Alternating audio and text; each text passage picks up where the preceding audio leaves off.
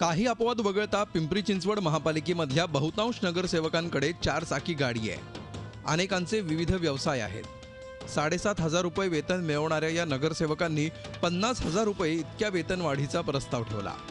विधी समितीच्या अध्यक्ष नंदा ताकवणे यांनी आयत्या वेळी विधी समितीमध्ये हा प्रस्ताव मांडला आणि विधी समितीने तो मंजूरही केला।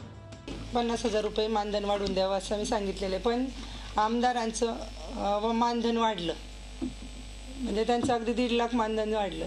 तर आमचंही वाढावं अशी नगरसेवकांची मागणी होती, म्हणून सगळ्या नगरसेवकांनी आम्हाला मागणी केली, म्हणून आम्ही तो विधीतर्फे ठराव दिलेला आहे। विरोधकांकडून याला विरोध होणं अपेक्षित नाहीच, त्यामुळे मनसे वगळता इतरांनी यावर बोलणं टाळत प्रस्तावाला समर्थन दिलं। सामाजिक संस्थांनी या वेतनवाढीला विरोध केलाय।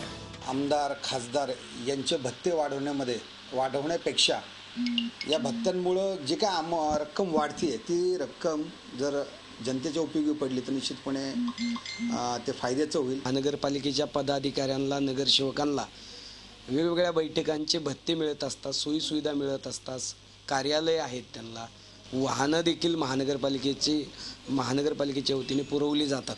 अशा स्थितीमध्ये 7,500चं मानधन जे आहे ते 50,000 करणं म्हणजे करदात्या नागरिकांच्या तिजोरीवरचा हा दरोडा आहे।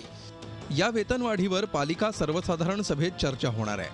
वेतनवाढ करण्यात तसं गैर काहीच नाही, पण मुळातच विश्वासार्हता गमावत चाललेल्या राजकीय नेत्यांनी साधलेलं टायमिंग बरंच काही सांगून जातं।